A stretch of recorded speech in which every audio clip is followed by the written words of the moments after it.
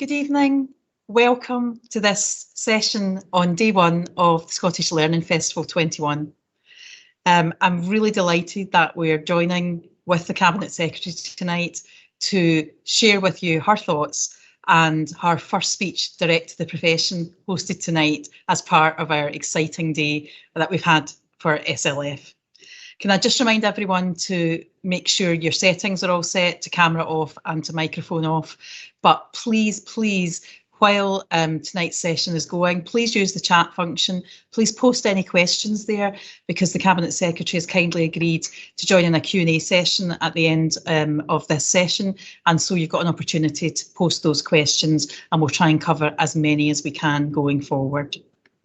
I'm really delighted that Shirley-Anne Somerville, our new Cabinet Secretary, has joined us this evening. It's a real privilege for SLF to be able to host this session, and because of the virtual environment, actually for so many of you to be able to join us. So we're really keen to hear her first conversation with the profession. I know that you will be keen to engage and to listen to the core messages as we move forward. Again, just a reminder about the questions in the chat. We're going to start tonight's session with a very brief video, and then it is my absolute pleasure to introduce and to get her to share with you her thoughts, the Cabinet Secretary for Education and Skills, Ms Shirley-Anne Somerville.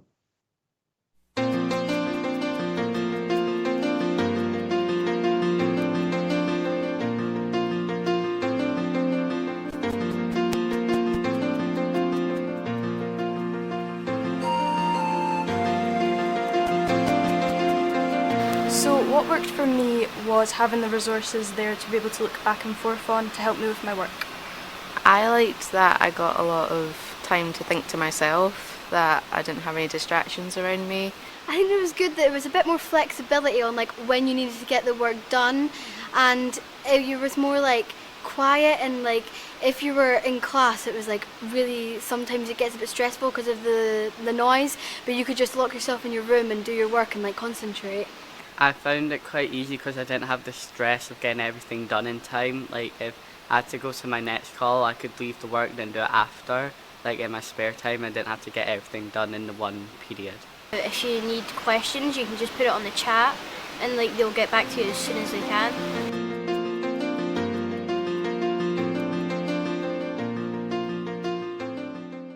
I find it difficult sometimes not being able to speak to the teachers about decisions that I could make from doing the work. I found it quite difficult because I could just go on like any device instead of having it like locked away in my locker, and just having something there to like play with or like amuse myself with like really distracted me. What I find most difficult is the internet connection of where I stay, is because if we're on a call, it was like I could only hear certain words, and in class there's like obviously no like lag in like real life, and if you were like to put something on Teams, in real life you could just put your hand up and then they would like get back to you straight away, but sometimes if they weren't near their iPad or internet connection was slow, then it sometimes took a while. I found it challenging how you didn't have your peers to learn off of, and just having that in-classroom experience.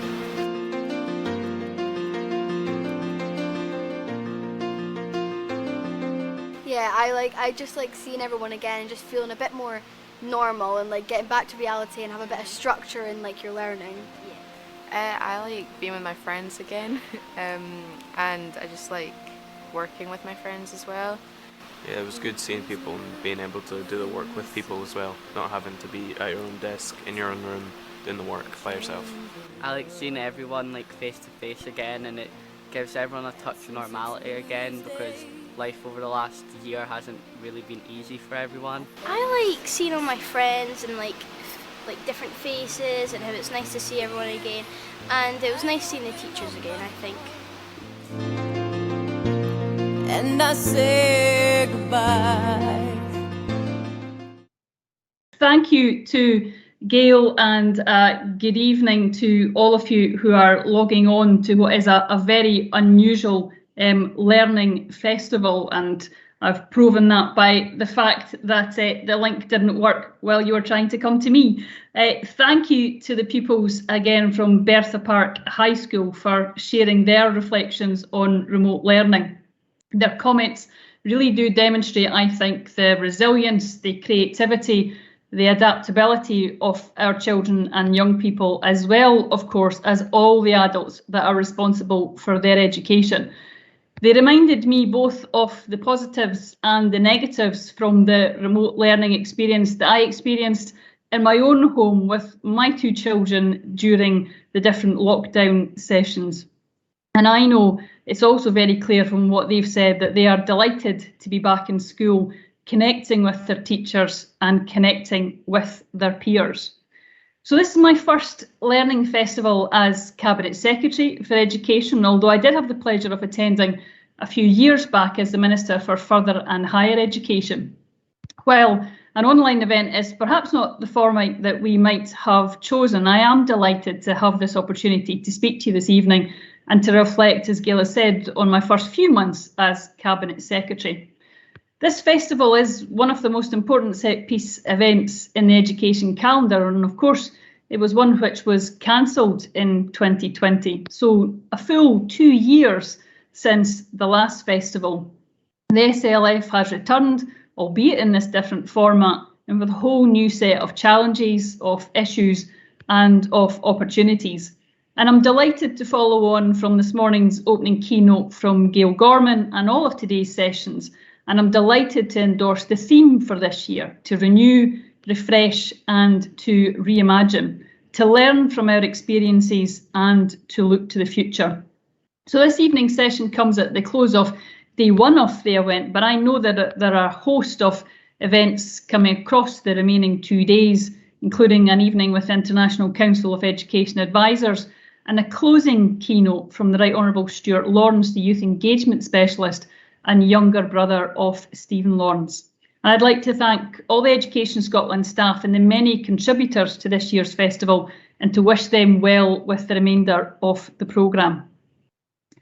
Colleagues, as you all know, in March 2020, my predecessor, John Swinney, announced the cancellation of the 2020 exams. In making that announcement, he commented at the time that in all of our history, Scotland has never cancelled our exams. In the midst of the 2 world wars, the exams went ahead. But as you're all fully aware, of course, exams didn't go ahead in 2020, nor in 2021. Teachers, parents and pupils of all ages, backgrounds and circumstances in our early learning settings, our primary schools, secondary schools, special schools and youth work settings have experienced 18 months like no other. And I'm sure it came as no surprise to anyone who has spent any time in Scotland schools that so many of our school staff volunteered to work in the hubs and to provide much needed support to the most vulnerable young people and the children of key workers in the most unsettling of times. And after a year and a half like no other, some people, perhaps understandably, prefer not to talk about recovery, as though it implies that education has somehow stood still over the past 18 months. And the reality, of course, has been so very, very different. Teachers, parents and families have adapted. They have shown patience and resilience, sometimes in the face of the challenges brought their way by those of us who lead the system, I'm sure. And they've brought their wealth of experience, of sound judgment and dedication to teach, to nurture and support our children and young people. Now, there are so many examples of the strengths of our education leaders, our teachers and our school communities during the past 18 months, but I'd like to mention a few tonight. The Anchor Early Action Project in Shetland, for example, offering extra emotional and practical support to families during the lockdown. Glasgow's Improvement Challenge team for engaging with local media and distributing bespoke learning packs to groups of children across the city. Dumfries and Galloway's youth work team swapping face-to-face with one-to-one support, either by phone or online, as often as young people needed it. And Buckie High School offering a range of online transition support sessions to pupils. Now, there will be teachers and head teachers listening to me right now, perhaps thinking, well, we did all this too, or we did something just as good. And that's exactly my point, because these are just a few examples from the thousands across Scotland. So many, in fact, that I hear Education Scotland ran out of space in their 100 Stories from Lockdown publication. So I'd therefore like to begin by thanking all of Scotland's teachers, support staff, receptionists, janitors, parents and carers, youth workers, early years practitioners, and most of all, of course, our children and young people for the truly staggering efforts they have made over the past 18 months. However, as we all know, of course, the pandemic is not over. The challenges that the pandemic brings for our education system are not over. And this is clear from the first 4 months of my time as Cabinet Secretary. In that time, I've overseen the conclusion of the senior phase qualifications in 2021, met with representatives from right across the sector, taken a number of important decisions on COVID-19 safety, and announced important reforms to our national education agencies, the SQA and Education Scotland. And of course, I've continued to work with partners on the necessary COVID-19 safety requirements, which continue to bring a large number of challenges to our school communities. Work to support children and young people from the impacts of COVID-19 has been a top priority for the government from right at the start of the pandemic, and £450 million has already been committed as additional funding to support that recovery. Because despite all of everyone's efforts, we know that learners will have suffered adverse consequences in terms of their health and well-being and in terms of their attainment. So I'm determined that those impacts will be addressed and that every child and young person in Scotland will have the opportunity to fulfil their potential as they progress through the education system and on to positive destinations. Now, it's important that we draw together what has been undertaken to support the recovery with the plans in place to drive that work forward so that everyone has a clear understanding of the Scottish Government's approach to recovery. The Government will be saying more about our approach in the coming weeks. But as I said, there are a number of actions that we and our partners in the education system have already taken. They include the recruitment of extra staff to ensure resilience and to provide additional support for learning and teaching. So more than 2,200 teachers and over 200 support staff were recruited in 2021. They include major new investment in digital devices with over 72,000 devices and over 14,000 connectivity packages being distributed to learners across Scotland. And this is, of course, in addition to those already distributed by councils. Moving forward, the Scottish Government will fund the provision of a device to every child in Scotland during this parliamentary term. In the coming year, I intend to build on the innovation and strengths that have emerged during these exceptionally difficult times, because if the last 18 months have taught us anything, it is to trust in our capacity to adapt and to think differently when it is necessary. Many of you will have seen the recent report from the International Council of Education Advisors, which was published in December last year. And there was one theme from that report which resonated with me. It was the need to ensure Scottish education can operate in a pandemic as effectively as in more normal circumstances. So as we move on from the COVID-19, we have a wealth of evidence to guide our thinking. We've got the recommendations from the OECD, the International Council of Education Advisors and Audit Scotland to draw on, as well as our own evidence for progress in tackling the poverty-related attainment gap. And I want to draw on those reports and I want to see a coherent approach right from the beginning of children's education. So in the early years, you'll be familiar with the vision that lies behind our investment in early learning and childcare, and now realising the ambition guidance to invest in the delivery of high quality ELC experiences to improve children's short-term and lifelong outcomes while supporting families to flourish. So one of the landmark achievements of our first 100 days in office was delivering the expansion of the 1140 hours of ELC for all 3 and 4-year-olds and eligible 2-year-olds. In this Parliament, we will go further, of course, by introducing a funded early learning offer for 1-year-olds from low-income households. And we'll also build a system of wraparound school-age childcare, offering care before, after and during the holidays. This will support parents and carers to access secure and stable employment while also reducing inequalities which exist in access to activities for many children. All of this will help give our children the best start in life. In our schools, the coming months and years will bring an important period of reform.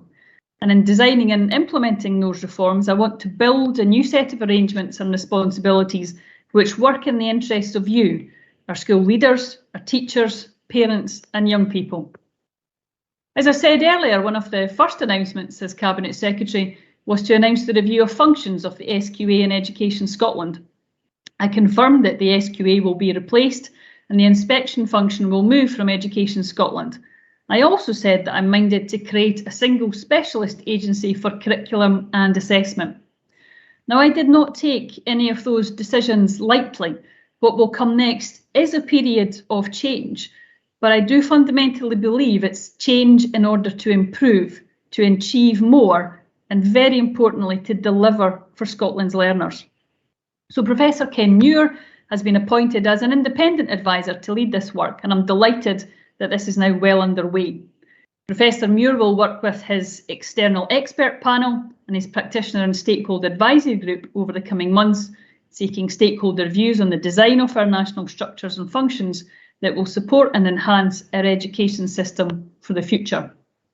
I understand that Professor Muir's open consultation will launch next week, so I encourage all of you and your colleagues who aren't attending this evening's discussion to get engaged in that process. Let him know, let me know what you think needs to happen in the future with our new agencies.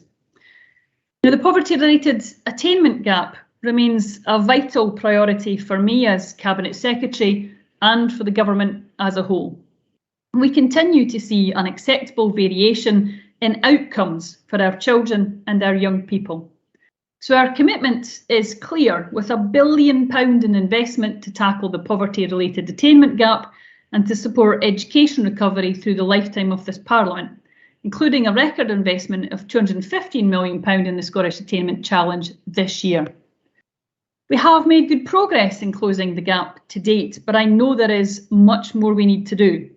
And this year, we've introduced a £20 million pupil equity funding premium to provide additional support for those children and young people who need it most. Work is now well underway to refresh the Scottish Attainment Challenge from 22-23, and this will see the continued empowerment of our school leaders to decide how and in what ways they tackle the attainment gap, recognising that they know their pupils and their communities best. We'll also develop a clear role for local authorities to accelerate progress in tackling the attainment gap and improve outcomes for children and young people impacted by poverty. Further reform to our curriculum is of course also on the way. In the coming weeks, the government will publish a plan setting out how we will implement the 12 recommendations from the OECD review. This will provide the government's blueprint for curriculum and qualifications reform for the next decade. This year, of course, the central planning assumption is that an examination diet will be held in 2022 for Nat5s, for higher and advanced higher courses, with contingencies in case of any further disruption. This decision is not, however, an indication of any future direction for the qualifications. And while alternative approaches were adopted in 2020 and 2021, these were temporary emergency measures in response to a pandemic. Now, I know that reform can very often be challenging, and I want to take the time to get any changes right. So in implementing the recommendations from the OECD review, the government will draw from wider learning and international best practice, such as Professor Stobart's comparative research paper on assessment approaches in upper secondary, and we will consult very widely with stakeholders. Now, our programme for government was published just 2 weeks ago, and it contained many other announcements. For example, our £2 billion learning estate investment programme, £65.5 million to be allocated annually to councils to help ensure that teachers are recruited in the last year are made permanent, funding to recruit 3,500 additional teachers and 500 classroom assistants over the course of this Parliament, and of course the development of a national digital academy, bringing provision of hires to a wide variety of learners, irrespective of location. Now, time prevents me from covering those in any detail, but there are, of course, further commitments even still in the programme for government, and we can, if people wish, get into some of that in the Q&A. But in drawing to a close, I want to emphasise two themes that I want to guide our plans in this parliamentary term for the Scottish Government. The first is my determination to ensure the very best outcomes for all of our children and young people. And the second is the central role for your expertise and your priorities, the expertise and priorities of our teachers, parents and pupils across Scotland. I know we need to improve the way that we listen and we respond to the experiences of all those involved in education. That's why, for instance, I have announced the creation of a new Children and Young People's Education Council. The creation of the council will be about developing a real comprehensive approach to gathering, reflecting and responding to the experiences and priorities of our young people. And the council will join my teacher panel, my engagement with professional associations and my ongoing dialogue with parent bodies. Like you as well, I'm determined to get away from Zoom calls as soon as I can. And I want to get out right across the country and to visit our schools and education settings across Scotland. And I will be doing just that in the coming weeks and months as the pandemic allows. And I look forward during that time to really hearing about the excellent work going on across Scotland. But I also very importantly want to engage in a discussion and a debate with you all about how we can better tackle the challenges that we face in education. So the Q&A slot tonight provides an excellent opportunity to begin that conversation, although I know time is tight, but I'm delighted to now hand back to Education Scotland colleagues that will facilitate that Q&A. But thank you very much for your time this evening. Thank you so much, Cabinet Secretary, for that input. For us, it's really valuable that the profession hears directly from yourself, from politicians, to help shape that policy. And for us, recognising the reality, the flexibility, the way the workforce's patience and resilience you mentioned there, and their wealth of experience, which has helped teach and nurture all of Scotland's children through this terrible time. And your two asks there, your two focuses in terms of change for improvement to support the outcomes and improve outcomes for our young people, for all of Scotland's learners, and valuing teachers and educators' expertise, I know is something that would resonate with everyone on the call tonight. So thank you so much for that. I'd just like to introduce Stephanie Peat. Some of you know from sessions like this previously. Stephanie works in Education Scotland and has become quite skilled during the COVID times at facilitating such discussions. And Steph is just going to set things up for us and put forward the questions. So we're in your hands, Stephanie. Thanks. Thanks, Gail. Good evening, everyone. My name is Stephanie Peat. Like Gail said, I'm part of the Professional Learning and Leadership team at Education Scotland, and I'm going to facilitate the Q&A this evening. Just a little reminder again, I know Gail's already said it, just to post any questions you have into the Q&A portal, and those will be teed up as they come in for me to ask. So we do have two questions to kick us off this evening. The first one for yourself, Miss Somerville. I know you've mentioned that there's a bit of a divided opinion on the use of the word recovery, but I'm going to ask the question as it has been written. So the question is, what do you see as the fundamental principles which should guide the recovery of children's learning?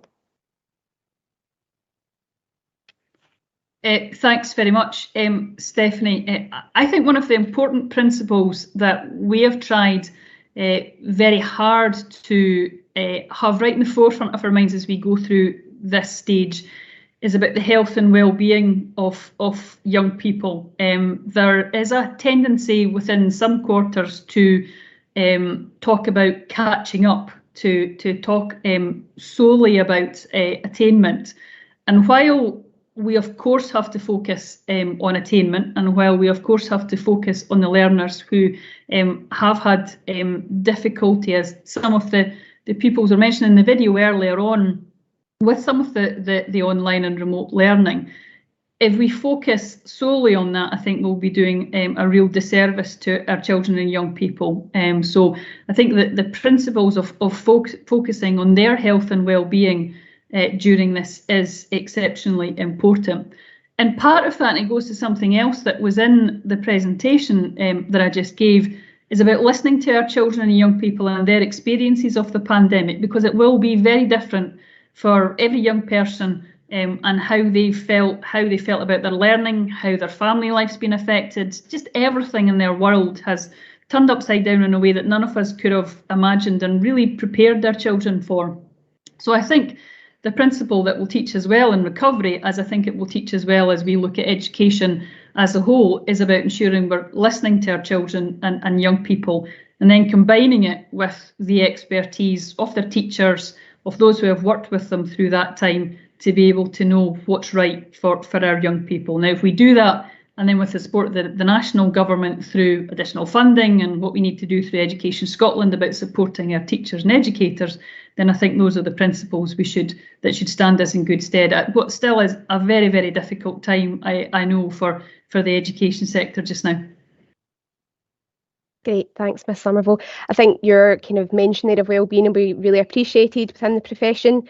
And a question that I suppose links to that is around the wellbeing of teachers. So Vicky Grant has said, will you provide more funding for PSAs, so pupil support assistants? Teachers can only do so much. Some children need one-to-one support for various reasons. So we'd welcome your thoughts on that one.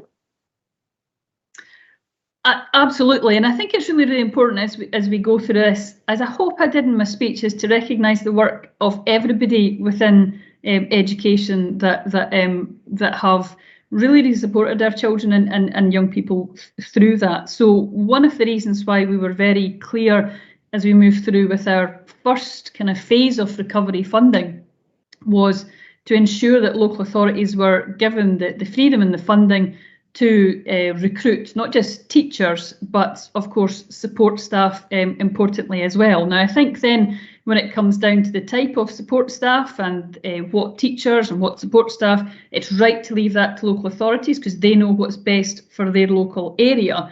But certainly within the Scottish Government plans within recovery, that has very, very much been our assumption and will of course continue to be, and that's why the manifesto commitment that this government was elected on was around 3,500 additional teachers and 500 additional support staff, recognising the wider importance of the education workforce. So hopefully that reassures Vicky that asked that question about the importance for both staff. Thank you, Cabsec. We've got two similar questions here that I'm going to group together. So we've got one from Stuart Lawrence around inspiring the next generation of teachers and other education professionals. And then more specifically from Louise, there's a mention of that although that more money into the system is appreciated, some parts of Scotland are struggling to maintain staffing. So we're looking at how we're going to attract the right people into the profession and the fields that are required and addressing those issues that vary across Scotland. So welcoming your opinion there on staffing and inspiring another generation of educators. So I think what we've tried to do over the past few years when it's looked at the campaigns we've run about asking and encouraging people to get into education is very much to show them the difference that they can make to a young person and a child's life. And I think if we can really demonstrate the fact that this is a fulfilling career, yes, I know it can be an exceptionally challenging career at times, and it is not without its difficulties.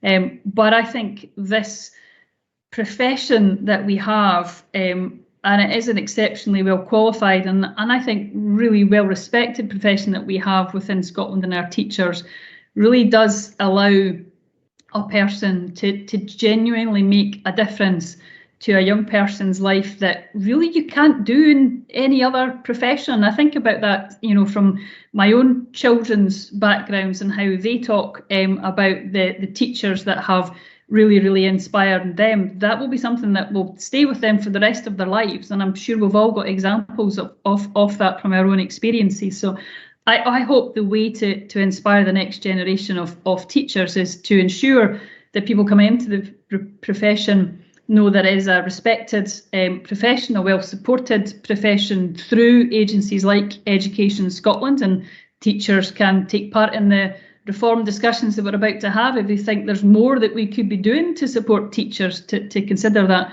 but also about the real difference that they can make to children and young people's life. And I hope that deals with both of the questions. I mean, we obviously have some particular challenges in particular areas of the country and in particular subjects. So whether that's STEM subjects, where we've obviously moved to have STEM bursaries to attract people in that might be career changers and whatnot. So we need to think about if there are specific challenges in specific areas, or if there are challenges around some geographies.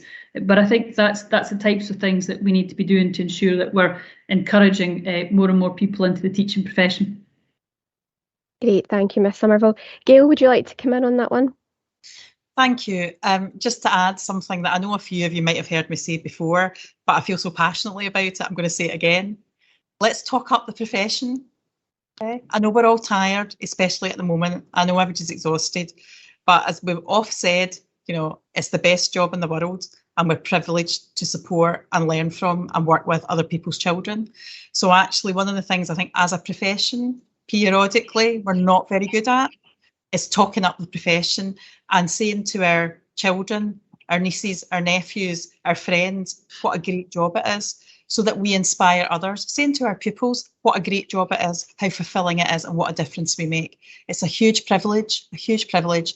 And actually, if we celebrate the success, and we've a role to do in that as well as Education Scotland, celebrate the success, tell the story about the difference it makes, and that feeling you have in your heart when you see a child learn something they've struggled with, the best job in the world. And actually we can inspire others to join us on this mission that we have if actually we tell them the stories about what we experience every day.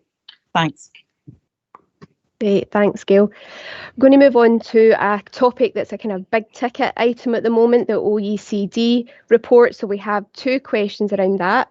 The first one we'd like to get your thoughts on, Miss Somerville, is the OECD review is an important milestone for CFE. 6 months into your role, what are your thoughts on Curriculum for Excellence, and where do you see it going next? So I think when it comes to this, I've spent a lot of time since coming into the post making sure that we are listening to the evidence that has been brought together, not just from the OECD, but also from the Economic Council of Education advisors. I've obviously had numerous meetings now with professional bodies and unions to discuss their views on a variety of issues, and won't surprise you to know that the OECD's came up a lot in those discussions. I think what we therefore have is a real opportunity. I think the question called this a milestone. I think it can be for us because we've been given a report by the OECD, international independent experts, that tell us that we have the right foundation for our education in Scotland. But they've challenged us to then move to the next level. It's been in for some time now, and we need to move that on. And that's a challenge that I'm absolutely up for taking on. Importantly, as we go through this, of course, listening to the people who are delivering CFE on the ground day in, day out, so that we're learning from those experiences, and the discussions I've had with teachers and with unions have played an important part in that. So I think we really do have an opportunity now to take something which, as the OECD have said, is still talked about right across the world when they're looking at how to change their curriculum. But we've had this for some time now, and we need to move on to the next level to make sure that it's working as effectively as it possibly can be. So it's something which we have a real opportunity for over the next 6 months to a year as we're moving through with the plan for implementation, and then how we're going to make sure that we're speaking to stakeholders about how that best can be done. Thank you, Ms Somerville. The next question around the OECD report, one that I know is very close to teachers' hearts. I was at a teacher-led conference at the weekend there, and this question came up in discussion quite a number of times. So the question is that the OECD report stated that teachers in Scotland have more contact time than any other comparable education system. Will you increase teacher numbers sufficiently to reduce contact time and therefore give more time for reflective practice and professional learning?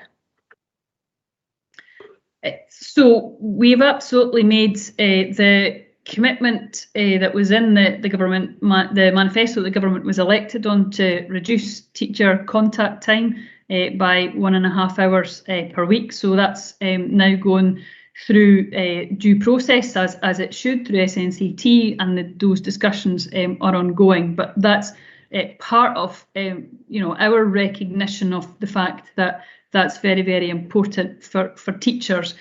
And one of the reasons why I have taken action to use some of the funding that was a temporary funding for COVID recovery in the past, but now make it permanent and baseline that within the local government settlement, is to allow local authorities to have additional teachers to what they had previously, to ensure that that can happen. And that's alongside, on top of, the manifesto commitment that we've begun to deliver on the 3,500 teachers as well. So we have that commitment to reduce contact time, and we'll do that with the commitment that we have to increase the teacher numbers.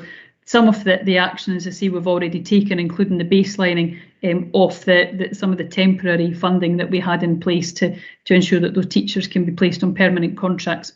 Of course, that's a matter for local authorities, but their funding is now on a permanent basis. So I would certainly hope and expect, and we'll be keeping a close eye on the fact that that can actually happen in reality. Great, thank you. I suppose this next question is somehow linked. So the question is, support for pupils with additional support needs is woefully short of what is required. Teachers are carrying the workload burden for this. How do we plan to address this? And the opinion of this question is that smaller class sizes would be a good place to start. So good to know your thoughts on that one. So we have, of course, over the past number of years seen an increase in the number of teachers, and we've also seen a reduction in the pupil-teacher ratio. So we have seen improvements on that. I appreciate that there are some people and some unions that would like us to go further and indeed faster on that. But hopefully some of the moves that I've kind of set out in answer to my previous questions around our determination to greatly increase teacher numbers, it really does demonstrate our commitment as a government to move forward with ensuring that we are supporting our teachers as part of this process, and supporting them through increased number of teachers to build on the increased numbers that we've seen over the past few years. Great, thank you. This next question is almost the opposite end of the first question that I asked. So the first question was around sort of inspiring new educators. This question is around retaining the experienced ones. So the question is, and I'll offer this up to Gail first, is the retention of experienced teachers is essential. Mentors support the early career teachers. What are the plans to ensure that these teachers remain in the profession? Thanks, that's a really great question. You're absolutely right, it's totally essential, because what we need in an improving system, a learning system, is that blend of experience and expertise, supporting our colleagues joining the profession and inspiring them to stay in the profession and move forward. So there's already quite a big programme to support professional learning, but we've got more to do there in terms of developing and drawing from the learning that mentors have about the experiences of ITE, the strengths and weaknesses of our mentees as they enter the profession as probationers, and really how you can take that learning that is absolutely a wealth of learning and experience, and make sure you not only support the probationer, but actually you're supporting other colleagues in your school or in a cluster of schools or across a local authority or a RIC. And in fact, some of the work that was recently announced and is developing around the role of leading teachers in Scotland is essential to this. So actually those who are mentors, who have that experience, would have the opportunity as part of that national, regional and local programme to then be recognised for it in the first place, which I think is quite significant, recognised for that, the additional work, the additional time, the support that's given, the expertise, and then also use that to influence national work, to influence things regionally and locally. So I think there's quite a lot of work, exciting work, that we'll be able to build on going forward, but it's a really key point. How do we make sure we keep that blend in our workforce that's so essential? But the CABSEC may want to add more, I'm not sure. Not too much related to add to what Gail's said. I mean, one of the aspects I'm very keen to ensure that we're supporting is support all the way through a teacher's journey. So that's people that are still in their initial teacher education, our probationers, our newly qualified teachers, people that are maybe thinking about moving on to a leadership position. All of those people will need support at different times in their career in different ways, and that's one of the areas I want to make sure that we're doing in the most effective way. I'm sure people will have views on that, and again I would encourage them to make sure they have their voices heard on that, to make sure that we're getting that right. Thanks both.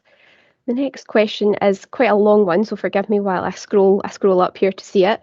This one comes from Anne Glennie, and she is saying, given that literacy is fundamental to all academic achievement, and we know that from our own surveys and research, there are serious gaps in teachers' literacy knowledge and specifically beginning reading instruction. Are there any plans to ensure that teachers are equipped with the latest advice, training and support in research-informed reading instruction? So quite a specific question there on literacy. Gail, do you want to kick us off on that one? Of course. As many of you know from my history, literacy is absolutely fundamentally central to my belief in education and the access and support that it gives young people.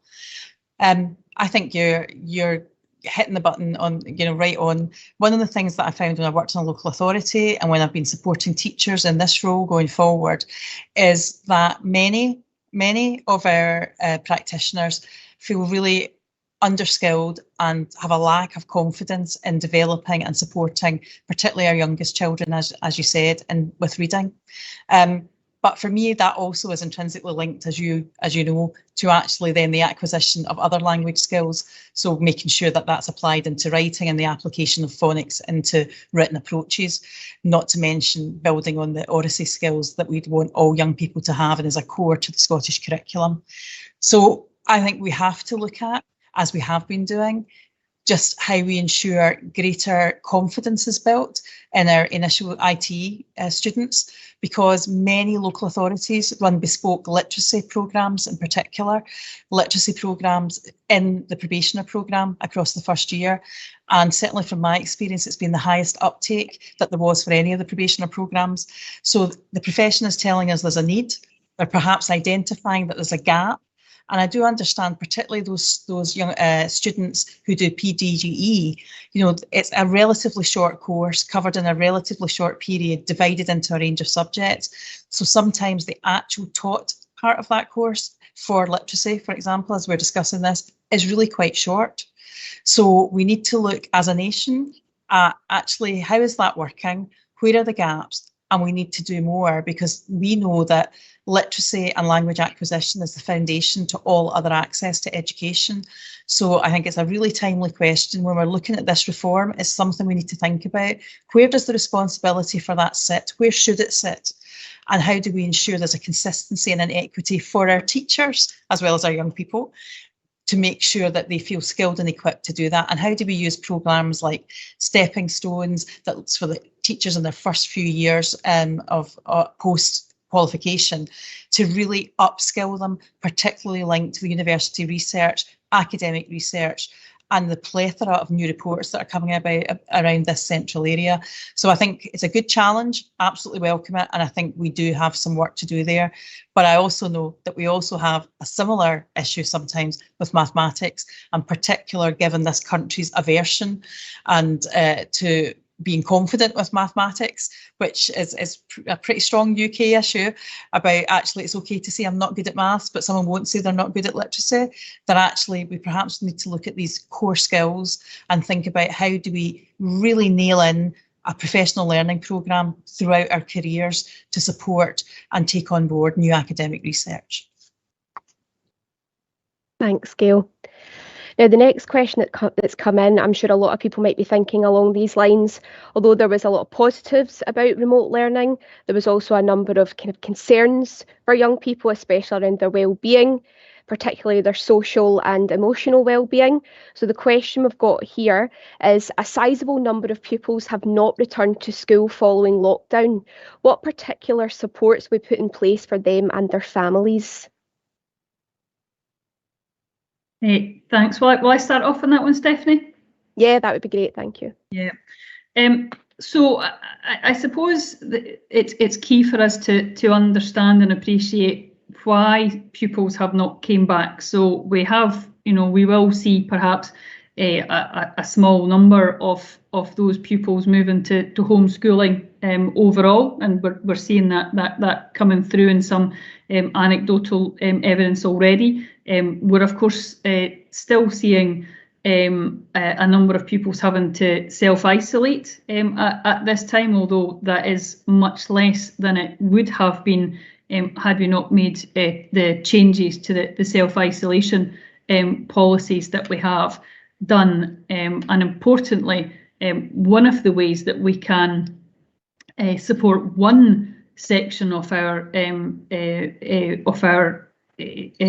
pupils is around the senior phase, and the modifications that have already been agreed by the SQA to how exams will be run this year, and the other contingencies that are still being put in place to ensure that no one who is still having disrupted learning will have such a poor experience that they won't be able to be supported through the examination diet. When we look at the wider school role, I think one of the key areas that we have to look at and have been looking at is around mental health and well-being, and ensuring that the support is in there. Some of that obviously will be in the school setting, and the government's obviously put funding in around psychologists, counselling within the schools, within the secondary setting, as one example. But within the wider mental health work that's been going on as part of the recovery, it's ensuring that there's additional resources that are available, I know, for all teachers now to support children and young people on mental health and wellbeing issues, and also within the health settings around what more can be done to support children with mental health and wellbeing around that as well. For example, the further investment that's going into CAM. So I think there is a number of things that we are doing to support children and young people. I've spoken earlier about the additional funding that's gone into to teachers and support staff, for example, but that gives some of the other changes that we've made in terms of self-isolation to try and reduce the disruption as much as possible while still keeping school safe for pupils and for staff, but also looking to see what else can be modified to assist children as we still go through, a third year of disrupted learning, and we still don't know to what extent that will be yet. Great, thank you. Now, the next question is around the theme of leadership, which has been a key issue throughout the pandemic at all levels. So a question for yourself, Gail: how can we support a more inclusive and positive mindset within leadership in schools? Thanks, Steph. I actually think we're quite fortunate in Scotland in that, in general, we have a very inclusive and supportive and positive mindset in our school leaders. I know that's not necessarily the case everywhere in Scotland, and it's not necessarily the case everywhere in the UK, but actually it's very much at the heart of the principles of CFE. If you think about Scottish society's focus on equity, it's fundamentally part of one of our principles and is built in, hardwired, I suppose, into CFE. So in terms of inclusive, we need to get better in Scotland at making sure that we have a workforce in schools that looks like our communities. We need to get better at making sure that the whole of Scottish society and beyond is represented, and that our learners, there's that well-used phrase, if you can't see it, you can't be it. And actually in Scotland, we still have such a low number of other races, ethnicities, beliefs, genders, transgenders, wider groups in society, that we need to do more about that. But I'd say in Scotland, we're up for that debate. We're promoting it. It's actually at the heart of a lot of the work that we do. And our school leaders, while not always themselves representing one of those communities, are working in general very, very hard to make sure our young people learn about that and are inclusive and open. So I think there's quite a lot of a challenge there in terms of diversity, representing that in our workforce so that our young people can see it and become it and be it. And I would say we have a number of programs, a number of support, a number of networks that are growing and are giving me a little bit of encouragement about the future, but more to do. Thanks, Gail. So another question that we had that will be particularly pertinent to our secondary colleagues from Martin Ennis is, surely with attendance in schools being a major issue just now, an early and definitive decision to cancel 2022 examinations would allow teachers and young people to plan ahead and work towards an achievable alternative. Is this something you can consider sooner rather than later? There are often 15 to 20% of learners missing on any given day in schools. So Miss Somerville, I'd welcome your thoughts on the examination diet for 2022. Thanks very much. Those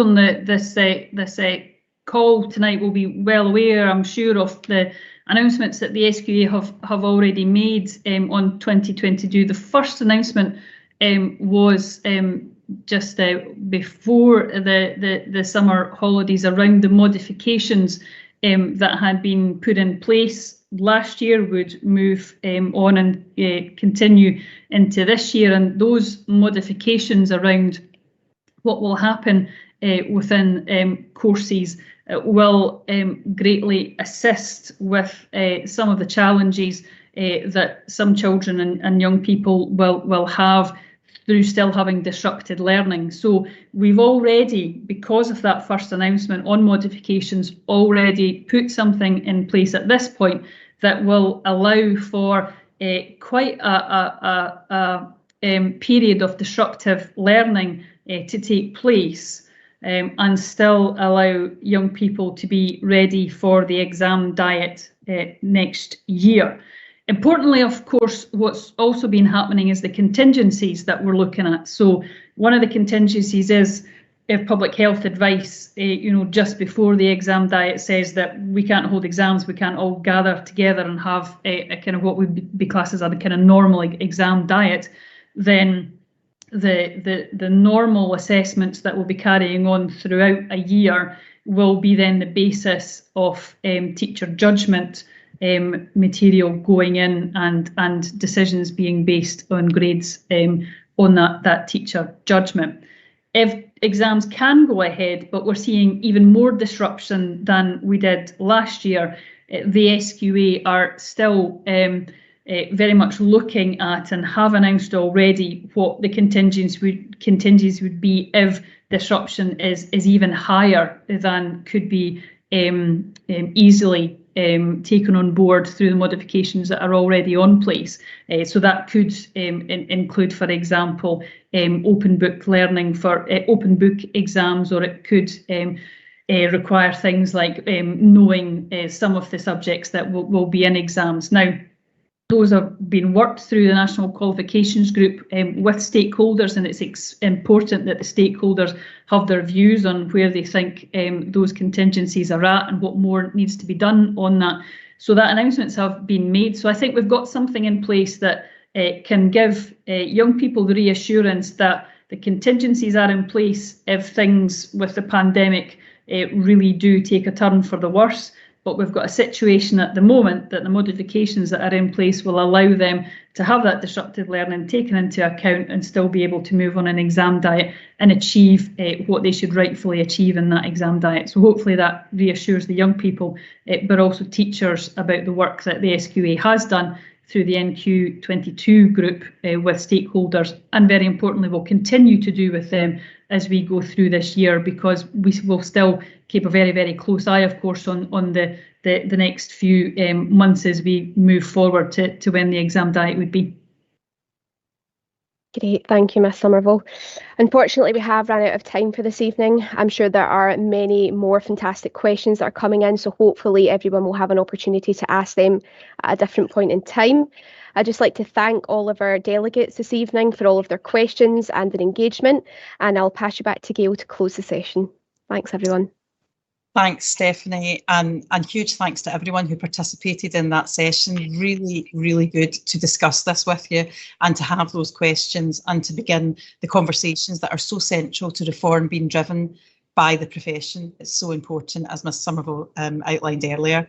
My thanks to Ms Somerville herself for giving her time, particularly this late in the evening, giving your time to support our discussions and to add so much to the Scottish Learning Festival 21. My thanks to Stephanie for her usual skill for chairing of that for us. That's really appreciated, and to all behind the scenes Education Scotland. We've got another session tomorrow, 8 AM, day 2. Many of you had breakfast with us this morning and sat with colleagues and reflected on some of the discussions. We've got a whole programme over the next 2 days. I know you're committed to classroom time. Remember, they're being recorded. They'll be available for you to view right until the end of November. And let's continue the debate, let's continue the discussion and make sure we get things right for Scotland's children and young people. Thank you very much. And I know you're joining me in adding your thanks to the Cabinet Secretary for her time. Thank you very much and good evening.